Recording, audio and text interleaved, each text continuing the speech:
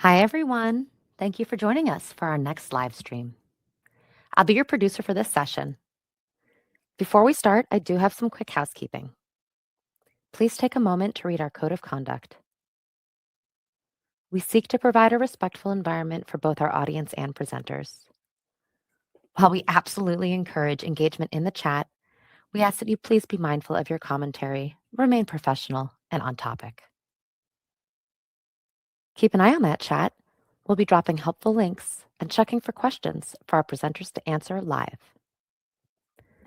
Our session is being recorded. It will be available to view on demand right here on the Reactor channel. With that, I'd love to turn it over to our speakers for today. Thank you for joining.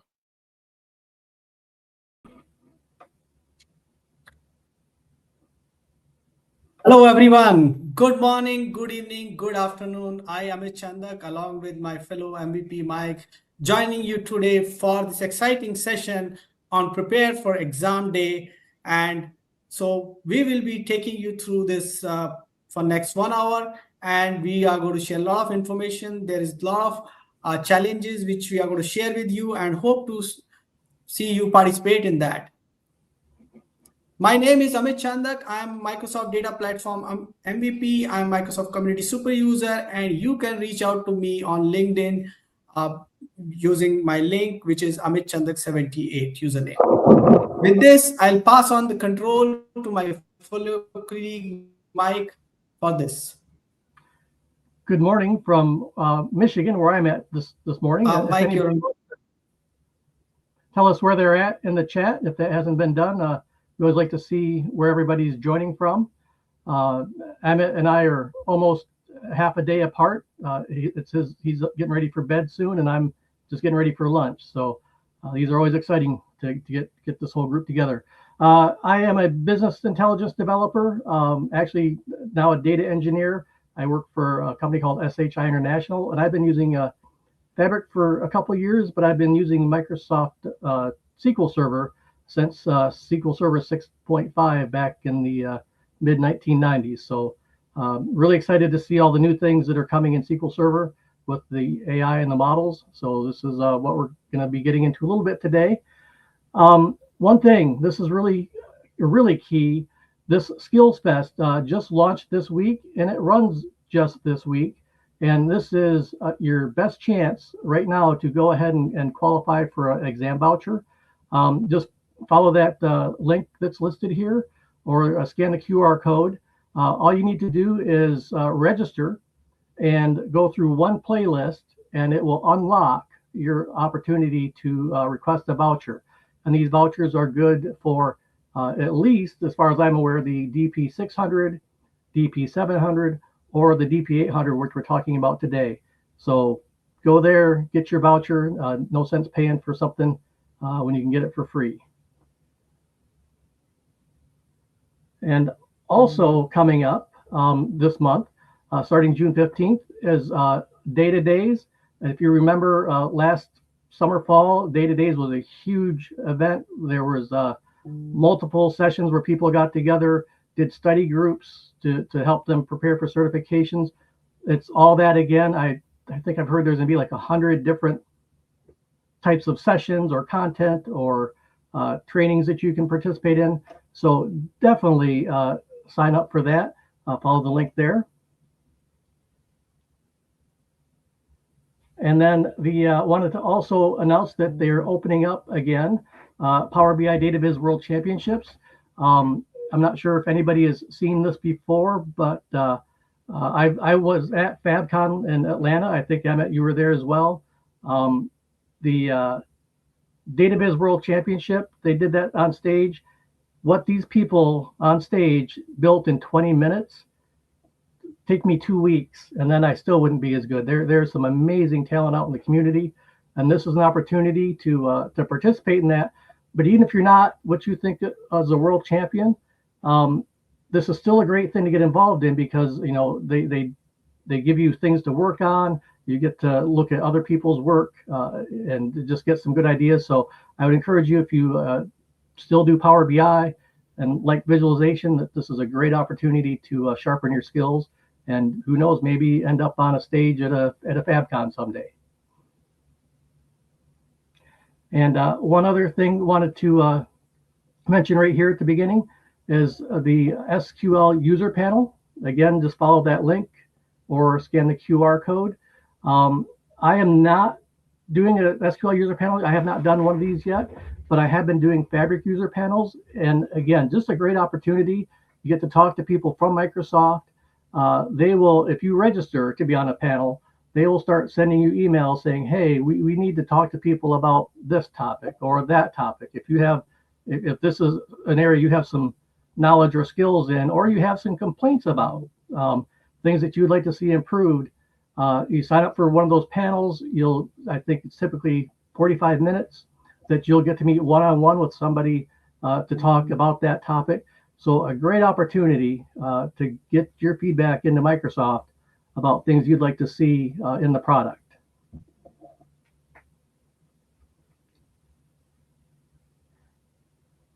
And then just real quickly, we want to introduce our moderators for this session. If you can pop over to Ilgar. He is a data platform MVP. I have not met Ilgar yet. I hope to in the future, but I know he's real strong, obviously in Fabric, but also I know he's real strong in Excel. Reach out to him if you have anything. And then John Manweiler. I have met John.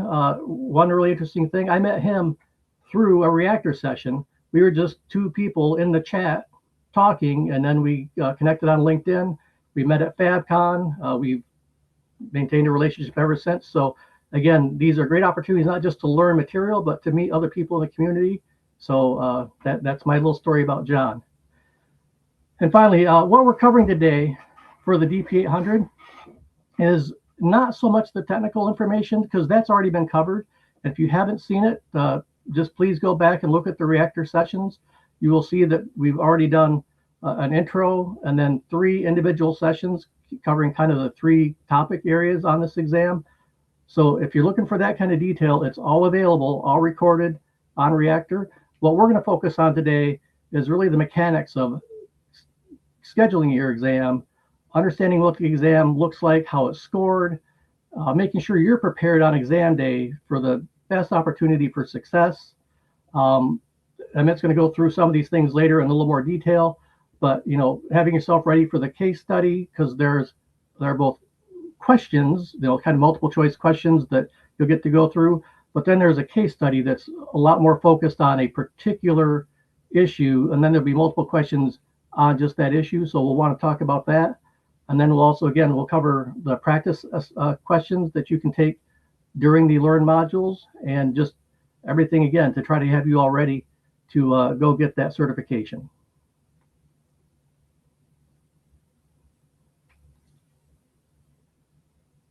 So first module which we are going to take you through is how you are going to schedule the exam. We are going to share the details with you about the scheduling the exam.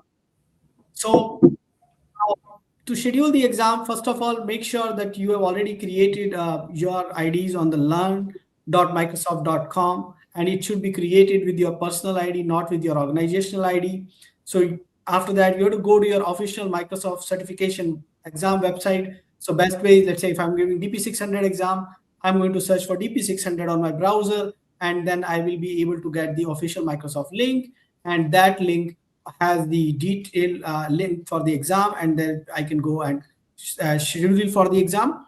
Then in the exam, you have to select the country and the schedule. So basically different countries have the different exam pricing and everything. So that will be taken care once you select that, and the available schedules. Now, suppose that you have to share your personal information, the basic information which is required for the for you to share for giving this exam, and then you have to choose online versus offsite. Now, the online and offsite experience could be a little different, and in the online you need to take care of a few things which we are going to discuss in a few minutes. And then on-site is basically you have an exam center, you have to go to that exam center and give the exam. So Mike, any experience you have with online and on-site exams? Yeah, I've done both. I've actually done 2 online and I've done 2 in person. You cannot beat the convenience of taking it online. I mean, I actually took one. I was preparing, and then like with 2 hours, I just was like, I'm going to take the exam tonight. Scheduled it, took it, passed it, done. You know, just I don't want to say I prepared for 2 hours. I prepared for weeks, but I just felt that I was ready and I just went for it. So that's convenient. You do have to make sure that you've got like a really clear desk. You need to make sure that you don't have electronics that you can easily see. Some of us have multiple screens. I put sheets over all my extra screens. So you need to be thinking about things like that if you're going online. But you cannot be in person if you have a site nearby and available, because you just show up, you know, show your ID, the things like Emmett said, but then you just sit down, and if there's any trouble, it's not your problem. If there's a connection issue, you don't have to worry about dogs barking. You don't have to worry about people entering the room. It's a very controlled environment. So a lot of advantages for both. I think I like in person, but sometimes it's handy just to be able to just do it right in your space and handle it right away. Yeah, I've given both the exams online, but I think the advantage that in person has that, you know, you're not like internet connection or something, and, you know, exam goes out. It will be very easy to, you know, handle in such scenario, because in the online exam, if you lose internet or you get out of the exam because of some reason, it would be really difficult to, you know, get that one, and might have to wait for another exam data, and you might have to maybe repay for the exam. So I think if you have the on-site, just go ahead and explore that out. But in online, just take care of some of the things which Mike has explained to you. The next thing is to choose the language. There are multiple language available on which you can give the exam. You can choose the language you are comfortable with. Then you have to accept the NDA and the program terms and condition and Microsoft policies that when you are giving the exam, what are the, you are not going to disclose the exam patterns or exam questions and everything. That's what the agreement, and there are tons of other things. Please go through that and accept it. Select the testing center. In case you are giving the on-site, you need to select the testing center. If you are giving online, then you need to only select date and time. Enter your voucher code if applicable. If you have a voucher, like I think some of these events we have provided the voucher in the past, or basically you have, I think in the initial slide we have shown, if you do that the challenge, then you might get an exam voucher. And if you get an exam voucher, this is the place where you utilize it and then check it out. So if the exam voucher is 100%, you don't have to pay any money. But if the exam voucher is not 100%, you might have to pay remaining amount of money. Let's say if you got, let's say, PL300 50% exam, which we have given in the past, then you might have to pay 50% fee. Verify the confirmation email, add it to your calendar for studying, and go to your appointment. Also, you need to take care that there is some setup which is online. If you do, then they will give you a setup file which you have to actually test is running on your machine. And you also need to ensure that, you know, there is no other program running, and that sometimes people face the challenges. Last moment, their machine has some program which is not aligned. Mike, did you face that kind of challenge or heard about those kind of challenges? Yeah, actually, that's a good one, Emmett. It's a little bit odd because you follow a link to get in. So you're in your browser, you're either in Chrome or Edge, but there is a point where once you've kind of started the online experience, they want you to close everything. So there's that moment where you're kind of like, you don't quite feel like you're done with your browser, but it's got to go away. But so that's totally normal. When it says that, you know, you're in the testing part where it's like looking to make sure you're not running OneNote, you're not running Teams, you're not running anything, just go ahead and start closing those things.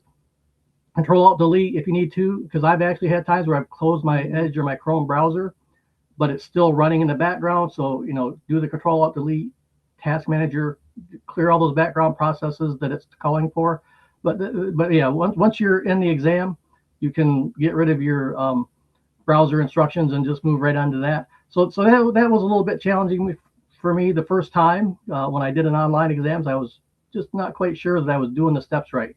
But if it works fine. It's great. Yes, and I think there's the testing file which you can download a day before and test it out, that what kind of application is going to check. So just make sure that you run that test. And especially if you are using Office laptop, I know some of the Office laptops have the challenge that certain application you cannot close, and this exam actually want those applications to close. So be careful about those. You need to have admin permission sometime to close those. So this is something which should be taken care. So these are some of the tips I think we wanted to tell you while you are scheduling the exam.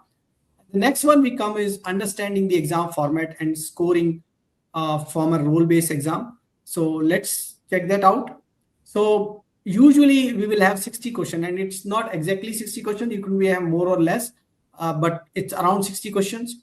You will have different kind of question like multiple choice, build a list means you drag and drop, and we'll try to do demo you from the sandbox. Drag and drop, you drag and drop it on other side. Then case study, really important. You need to go through the complete case study, and then you have the set of questions based on that case study, then hot areas, etc. So there will be variety of questions, and not everybody is going to get the similar set of questions. Not everybody is going to get the same number of questions. So don't be dependent on those. And then the time is 100 minutes. So you have to clear this exam in 100 minutes. But I've seen most of the time, if you are well prepared, you will be able to do it less than 100 minutes. And you have location choice, as we discussed on the last slide also, testing center or virtual. Virtual means online here. So Mike, what is the fastest exam you have given here? Which exam you take? Oh, I just finished it. Yeah, I have taken all the time available in every exam I've taken. And what I typically do is these sections are timed all in one block. You have 100 minutes, that's it. But the case studies and the exam questions are in two different sections. So definitely when you're starting that exam, it's going to tell you how many regular questions there are, to tell you how many case study questions there are. Most of the exams I've taken, the case study came last, but I think I did take one where it was first. So just when you're looking at that agenda, make sure you kind of plan. I like to leave myself about 30 minutes for the case study if it's last. Or if it's first, I just budget 30 minutes. So when I get to that 30-minute mark, if case study is first, I close up, quick as I can, move on. Or if I'm going the other direction, if I'm taking those 60 questions or however many questions first, I just watch that clock. And when I get down to the 35-minute mark, I start trying to wrap up. And when I hit 30, I want to be moved on to the next section. So definitely need to budget your time. One quick tip to mention is, all this stuff that I just mentioned, you're going to see that before you start the 100 minutes.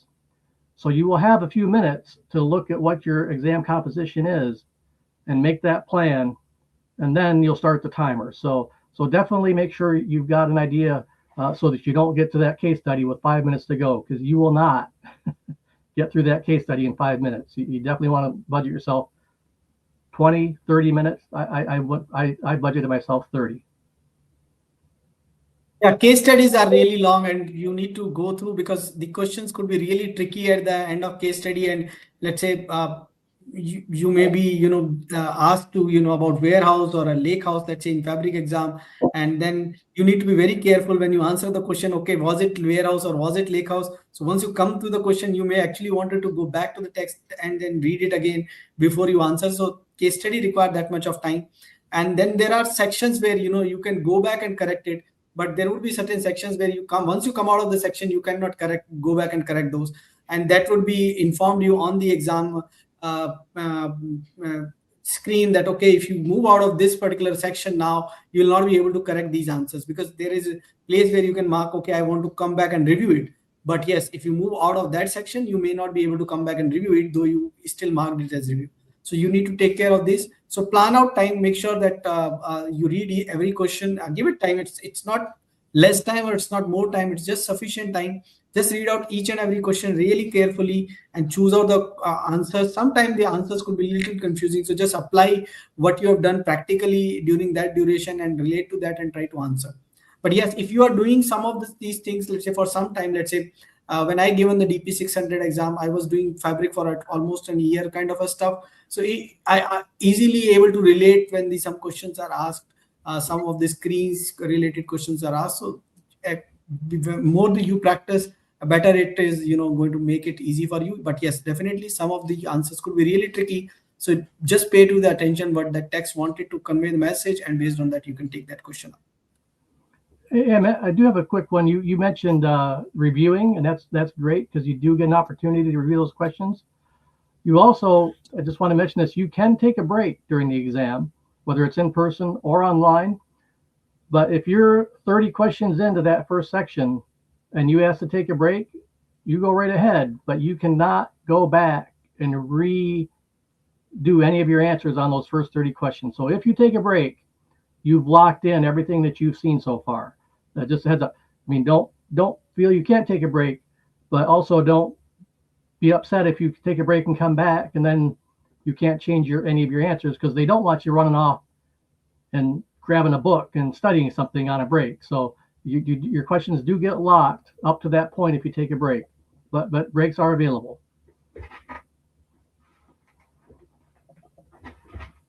So how exam is scored now? So this is just basically you have a range from 0 to 1,000, and the passing score is 700. It's not 70%. It's just 700 is the marks which you require, and not all questions are of same 1 point. Basically, one question could have more points, one could have less points, and that's how it is getting covered into just 60 questions. So think about, if I would have 1 point for each question for 60 questions, it would just going to give me 60 marks, not 700 marks or 1,000 marks. So, and don't think that it is exactly 1,000. So that's why it is not exactly 70%. So it just based on the pattern, but question you get, you need to achieve 700 marks. You will have sufficient question to answer that, and you will be able to achieve. Now, cutoff score determined during the exam development based on the skill of the target audience and difficulty of the exam pool, and may be updated when exam is updated. And usually, this is my experience, that exam typically get updated in every 6 months. And you do have a section where actually after giving the exam, you can give the feedback. And sometimes what happens is that, we start receiving a lot of feedback about one particular question, that question is not very clear, or the question was too difficult or too easy. So then you may see that after 6 months or some time of frame, those things may change. So it's not going to be the same set of question always. It's keep on updating, and we do have a feedback where at the end of exam you can provide that feedback, and those feedback are taken care in future updates. Mike, anything you want to add here? No, I think you've covered it. If anybody saw me laugh there, I'm reading the chat. We've got a lot of great activity going on in the chat. So if you don't have your chat turned on, get it on and participate. And also, just a heads up, when this does get recorded and replays later on, that chat will also be available. So if you want to get any links, you can watch that during the replay and go find anything that's been posted out there. But yeah, I always advise people, when we have these online live kind of event, don't wait for the recording. One, definitely when you are seeing that, at that moment, you can definitely do the chat. We have moderators, they can answer the questions. It's not that you are going to answer only about this topic. You may sometimes go ahead and ask little different thing, and you can get the answers, like it's a DP-800 exam stuff. So you can go and ask some other questions also.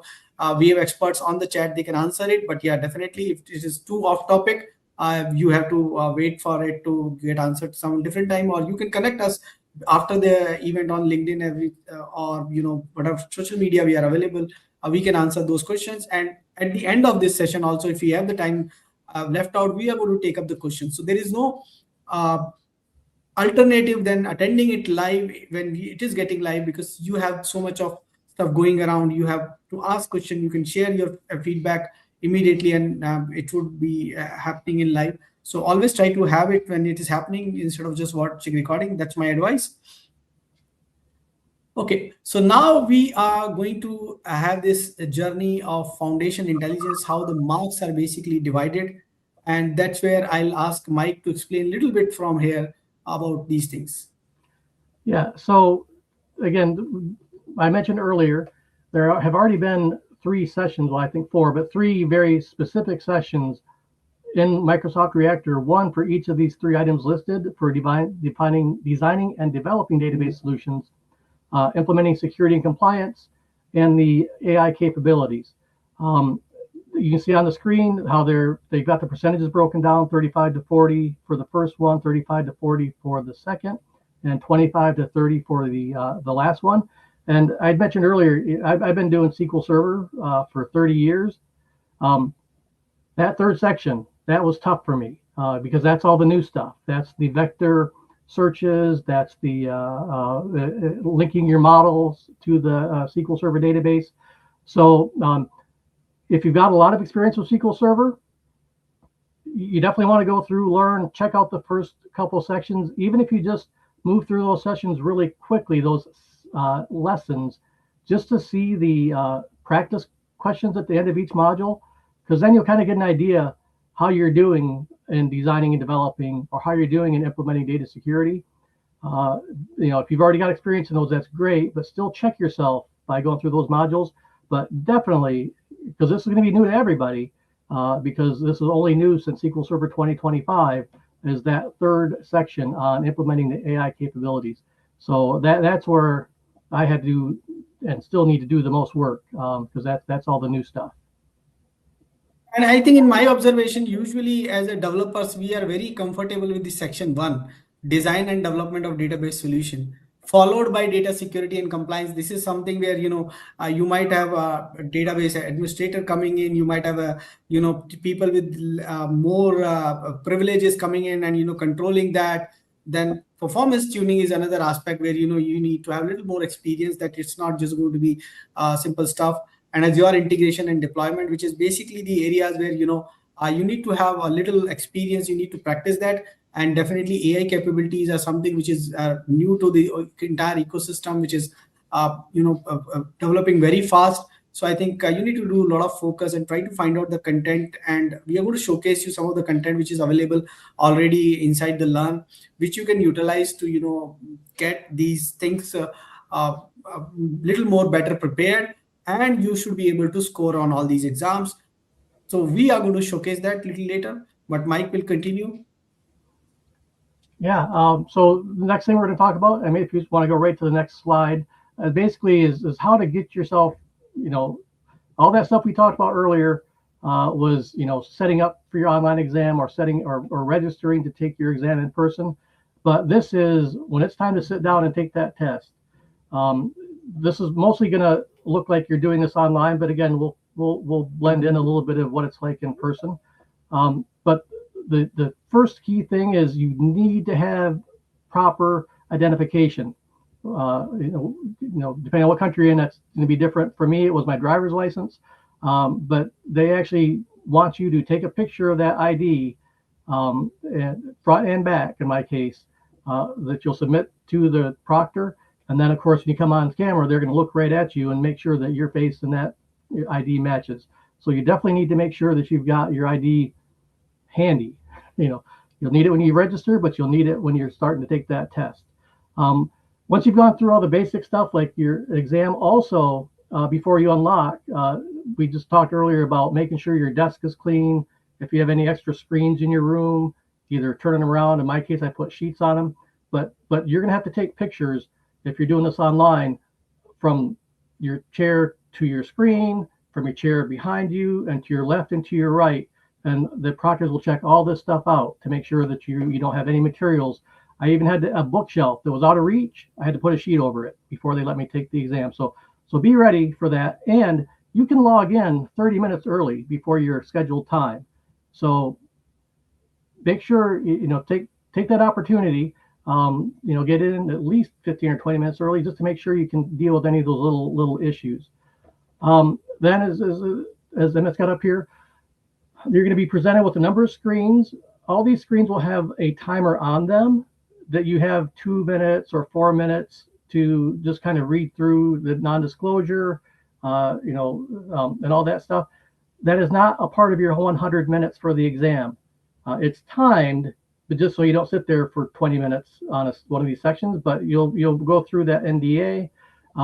They'll give you the instructions. And again, I think this one to be where you'll get to see your exam composition, how many questions you're going to get in your main section, how many questions you're going to get in your case study. And that is when I would take those couple minutes and make your plan on how much time you want to allocate. They're going to ask you a skill survey, real basic. All they're trying to do is evaluate how effective their exam is matching with the people taking the test.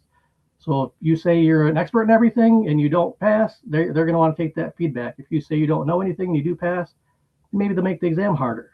Anyways, so that's just something for Microsoft, not a pass fail. But again, once you are through with that, you'll click the go button, you'll start the timer, take the exam. As I mentioned earlier, you can review questions, not all of them. There are a couple questions throughout the exam where they're going to say, like, these next 3 questions, you cannot go back and revisit. So again, all really clear. So just pay attention to those. But otherwise, when you're in the practice or in the exam, if there's a question you're not sure about, answer it. First off, put something down. You get no penalty for guessing. So I always put something in every question. Even if I want to revisit it later, I leave something in case I just don't get back to it. So drop an answer, click that review later button, and just work your way through, go through the main test, go through the, then do your review, go through the case study, review those, and then just hit that button and wait, hopefully, for the fireworks to tell you that you passed. And then at the end, they will give you an opportunity to give any feedback, comments, if you thought that questions were not clear, or a question wasn't clear, or a section you didn't think matched up with your expectations. And again, hopefully you get those fireworks and confetti and you're celebrating. And if you got it with a free voucher, even better. Free is good. So yeah, that definitely need to be ready. Make your plan and work through that test. I think identity part, I would like to add something, that this is something which I've seen in the recent past, that few candidates got rejected because of the ID not matching their faces. Especially make sure that your IDs are having the very recent photographs. Sometime I know people got those identity and for years they're not getting updated, not matching. And especially it happens with students. Basically, they might have created those IDs. Like in India, we have this Aadhaar, which is maybe you have updated it on after your age of 15 and you are now giving exam at 24. The Aadhaar is still valid, but your photograph might not match. And then we have seen quite a few rejections coming in on that. So make sure that your ID is clear. It is the ID, means it's the original ID, not a photocopy or colored copy of that. And original is there, and you should be able to take good photograph. If it is like little messy, don't use that ID. Use some other ID which is allowed. Let's say if your PAN card or Aadhaar card or your driving license or your ID which is valid in your country is not looking good, then use the other ID which is looking good, which matches your face. These are there. And few things you need to take care of in the exam is that you are not allowed to move too much far away or near to the desk. The movements like forward, backward, or sideways sometimes is not allowed. Keep your look steady. And if you have to do something, like let's say in my case it has happened that I fixed up an alarm and I joined early and the alarm was ringing. So I did ping the proctor that my alarm is ringing. Can I take it? Can I take it? And then he finally pinged me that I can hear some sound. So I said, I'd ping you that my alarm, which I set for this exam, is still ringing and I need to switch it off. And then he said, okay, you can go. I showed him by camera. Okay, there was my mobile lying, and I switched off by showing him, and then I came back. But sometimes these things can lead to cancellation of exam if they are not very clear to the proctor, especially in online exam. So make sure that you don't have to reach to your mobile or any other stuff during the exam. And if you need to do so, inform the proctor before taking any action or before moving out here. And then especially try not to move sideways or front and back too much, because that creates a doubt you're getting help. So some of those things you should take care while doing the exam. That's a good one. Definitely, everybody should know there's a really easy way to get a hold of a proctor. So you just click a button, start typing into a chat. So if you do have any problems, you can reach out to somebody for assistance. As Amit said, it might take a few minutes. They're not just sitting there and jumping right on your chat, but hopefully in 3 to 5 minutes you'll get that response, and you can try to take care of the situation. All right. So just some of this we've covered, but again, answer every question. Cannot state that enough. There is no penalty for getting an answer wrong. So even if you don't have time to review all your questions, just if you put down 4 guesses on 4 different questions and you get one of them right, that might be that question or that set of questions that took you over your 700. So there's no reason to skip a question.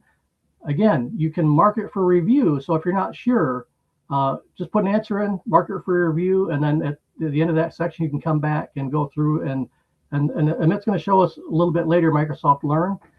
That is where I would bring Microsoft Learn in. I try not to use Learn while I'm going through the first set. I just try to get through, give my best guess, mark them for review, and move on.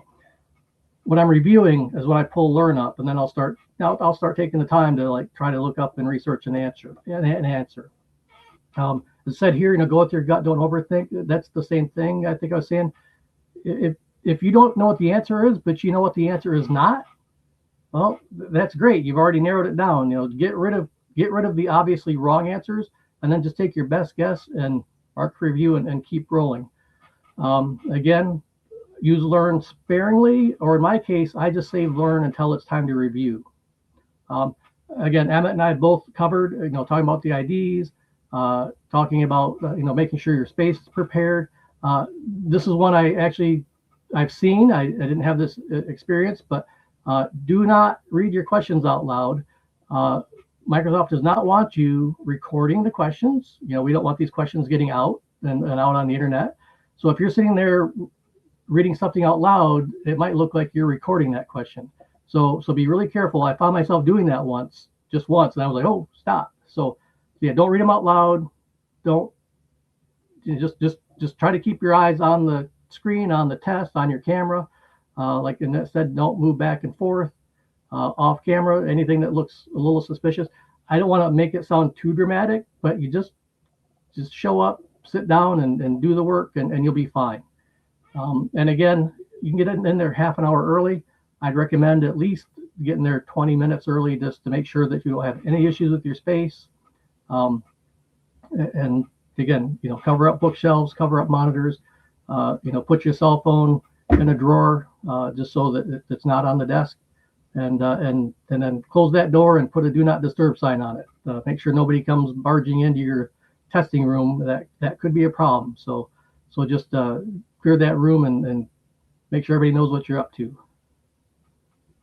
All right, Amit, if you want to, I think we're getting ready to have you show us some of the real good stuff, like the Sandbox and Microsoft Learn and all the stuff, some of the things you'll either see on the test or things you'll have an opportunity to use during your exam. Yes, so what I'm going to do is I'm going to open up a screen, and hopefully this new screen is visible. So first of all, I have searched DP-800, and after that from Google, I got this is the first link which I opened up. And this is Microsoft Certified SQL+AI Developer Associate. The entire information what you need about this exam is available at this single page. You can find out what level of exam it is, what product it is, what role it is suitable for, and what is the subject area. So all this information. Then you have prepare for exam. I'm going to show you what page it opens, and then practice for exam. And then take the exam is something which is going to take you to the exam scheduling. And then there are multiple links on the same page. Below we also have the same page. Now, make sure you have a Learn login. And Learn login always need to be on your personal ID, not on your official IDs. Even if you're working for a partner can associate your email ID and your official email IDs in the partner portal. You will be allowed to have access of partner portal, and in that you can associate your personal ID with your official email ID, and that's how the partners get credit. Because I know some of you are working for partners, as I am working, and partners do need some number of certification for various partnership levels, and because of that they need this skill matrix, and that's why you need to associate it. But do not use the Learn using your official email ID. It's always need to be personal email ID. You leave the organization, you go to other organization, you can again reassociate it with the new organization. So it's personal to you. Then it gives you the complete overview of the exam. Then there is a DP-600 study guide which you can use, and exam Sandbox which we are going to take you through. And then there is a prep for exam. We do not have any exam questions here, sample questions here, but in this module we do have some questions which we are going to showcase you, and Mike and I'm going to talk about where you can get the questions. And then you got the similar kind of stuff again, practice the exam, launch the Sandbox, take the exam, how much time, what are the policy assessment, and then again the schedule exam button. And this course fees will be dependent on country you are. Like right now it is United States, so $165. You can go to another country or city country, and you can say, let's say for Uruguay, what is the fees? It's $99 USD. And you can actually, I think you can type, let's say for India it is 4,865 rupees. It's coming in INR. So you can see the this, and then you can click on schedule exam. It will open that particular page where you can schedule this entire exam, and then you can follow the process. Again, here use your personal email. There's something like this, my personal email, and then you can schedule it. Now I will take you through the other links now.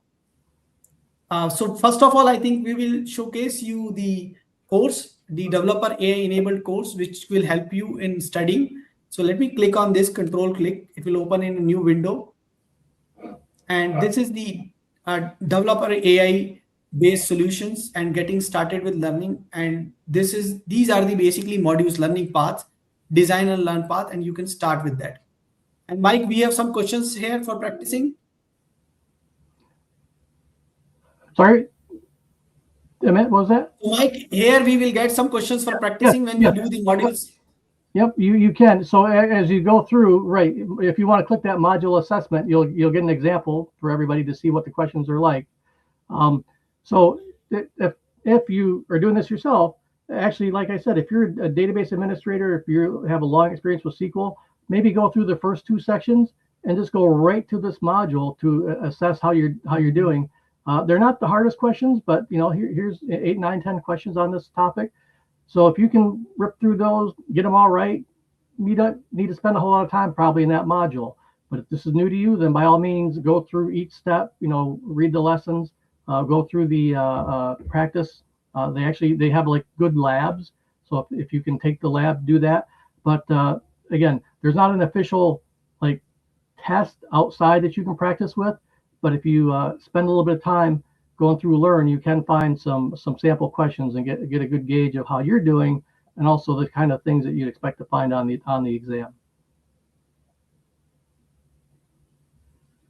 My advice is always that you complete these Learn module which are suggested on the any exam which you are giving, like say DP-800, DP-600 or DP-700. Just make sure you complete it, you answer all the questions, you complete all the labs. They are really critical. And if the exam has the sample questions, please go ahead and do that also. So that these are the must do things. Now you have this DP-800 study guide. You can click on that. And when you click on that, you will also get some more detailed stuff out here. So then you have individual documentation, which you will get from here, how to earn certification, certification renewal, your Microsoft Learn profile, exam scoring reports, exam sandbox again, request accommodations, and take a free practice assessment. If it is available, you should be able to take the free practice assessment. And then if you go below the same kind of distribution what we have shown you in the past, like what are getting tested, like design and develop database solutions, secure, optimize, deploy database solutions, implement AI capabilities, and then the details of each one of them. If you can see, this is a little more detailed. So like if you see here, we are talking about exact functions, advanced T-SQL code like JSON object, JSON array aggregations, regular expressions. Then in the design and implementation SQL solution by AI assisted, we are again talking a little more detail out here. So all these details are available here.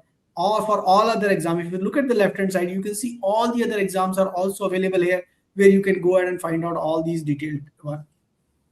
Now, what we are going to do here is the really important thing is to showcase you the sandbox, exam sandbox, how the exam would look like, and then how can you access Learn. The exam sandbox might not have the section where Learn is there, but me and Mike is going to explain you where you're going to get the Learn section. So it will start, and then in that section, you will get time where you can check how the sandbox is. So if you can see, there is the instructions, and then at the bottom, I have to accept this exam. I'll scroll down. Yes, I agree. And then here I can go see, this is the session time exam time, all those things will be available exactly for that particular exam. These are just sample screens. Click on next.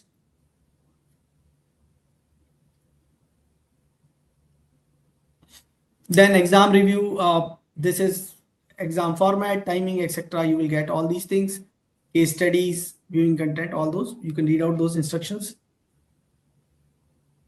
Then are you ready to take the exam? That's where the exact exam start, and then the different kind of questions which actually we wanted to take you through.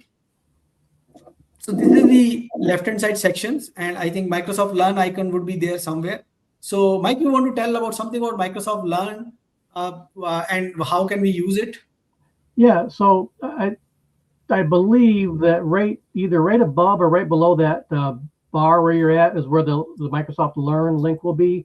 Again, the great thing is, as Amit is showing, just hover over those icons. It'll tell you what it is, so there won't be any question. Also, nothing you click is wrong. So if you click something and it's, oh, that's not Learn, just go back and click Learn. So yeah, do you want to jump over to Learn right now, or do you want to roll through some of the questions? Yeah, I think let's go to the Learn and then we'll go through the questions. Yeah. So we will get this Learn like this. So what should we be searching here, let's say, and how do we make the best out of the search? Yeah, this is great. So I think let's search for vector distance, because that's a topic that's going to be on this exam. Not telling you anything that's not officially known. But if you go ahead and search for that, again, you're going to have access to Learn. You also have access to Learn right now today. So before the exam, spend a little bit of time. It may be a little bit different interface than you're used to, the way things are organized. And Emmett is actually going, this is a key. Go to that filter button like you're doing, Emmett. This is a great lesson. If we click on that, let's type in SQL under filter up above where it says filter. Just click right over the word filter and type in SQL. I think you can just type it right over the word. Yeah, I think if you click on filter, will let us type over that. Yeah, click right there. Yep, SQL. Somehow I'm not able to click right. Oh, just hold on. All right. Click again. Or maybe where it's products. One of those places you can start typing. I don't have the. All right. Well, let's. If you click on the Azure drop down, yep, and now go down and you should see Azure SQL. Boy, I'm having a hard time with this. Yeah, somehow I'm unable to search. This all right. Well, first off, I encourage everybody to do this. And also do this ahead of time. Right before Emmett and I met this morning, I was able to make this work for me. Type in SQL. It's for your search thing, because if you start doing vector search or vector distance, you might see something for Postgres SQL or the Horizon DB. So if you turn on these extra filters and put in SQL, pick SQL Server, pick Azure SQL, pick SQL Managed Distance, pick a couple things that are specific just to narrow down the results. But I mean, look at this, beautiful. If you get a vector distance question on the exam and you're not sure, mark it for review. And when you're in your review time, I mean, the answer might be staring you right there in the face. And actually, this is something I noticed in my last exam, the AI summary. I mean, how awesome is that? Not only do you have to go through page after page after page in reading, we're getting these summaries. I actually had that happen live in my last exam I took. So again, Learn is a great resource, but don't use it for every question. It'll take you too much time. Use it for the ones that you're not sure about, the ones you want to review. So yeah, great. Thanks for sharing that with me. If we want to jump back into the sandbox. Yes, and then I'm take you through some of the questions, different kind of questions on the sandbox. So this is basically a question where you can have only one choice, single choice question. So we have different kind of questions. So single choice question. And then we take you through the next question, which is basically multi-choice. Is you can have more than one answer, isn't it, Mike? Yes. Yep. The circles and the squares. That's the big key. And that's a great one too. If it says pick two, if you pick three, you'll get an error. So unpick one to then go pick the other one. But yeah, it's really helpful with that. It tells you how many you need. If you try to leave without picking two, it'll also give you a warning. So, yep, great. And that reset was a nice option too. Yeah, great. Yeah, all these things. Again, this is just like the exam. I encourage everybody to take this practice exam. The questions are meaningless, but you'll get a really good feel for how the test works. Do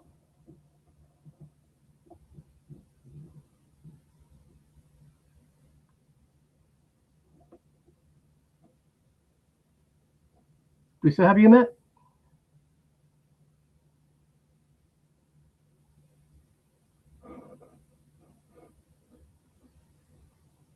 Oh, we might have a technical difficulty here.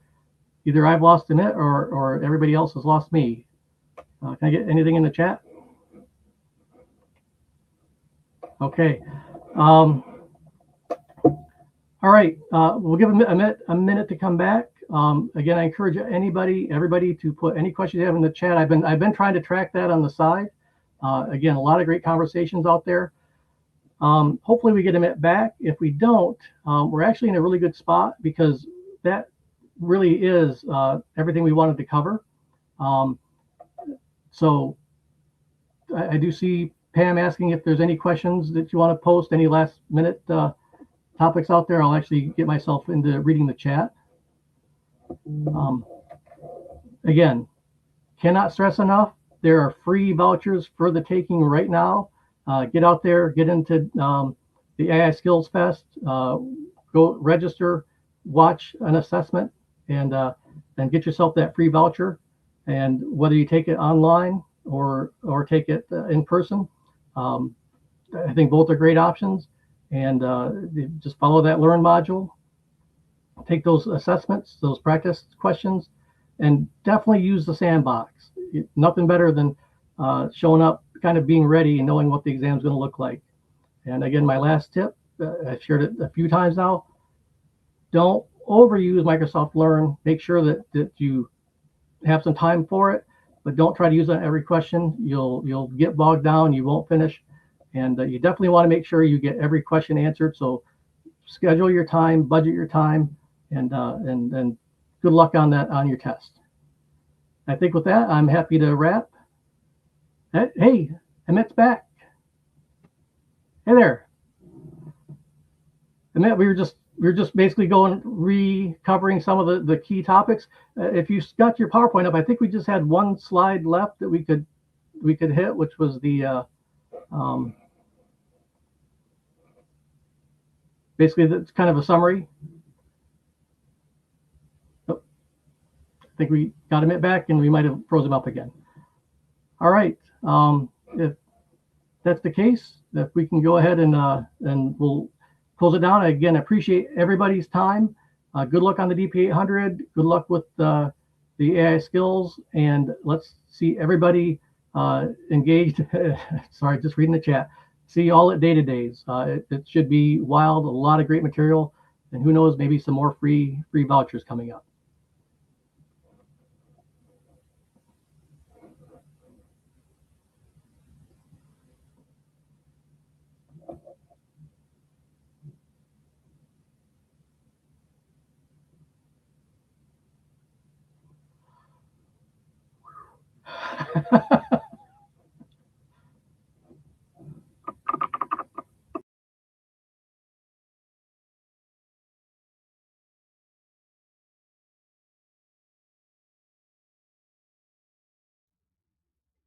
Thank you all for joining, and thanks again to our speakers.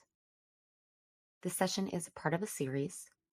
To register for future shows and watch past episodes on demand, you can follow the link on the screen or in the chat. We're always looking to improve our sessions and your experience. If you have any feedback for us, we would love to hear what you have to say. You can find that link on the screen or in the chat. And we'll see you at the next one.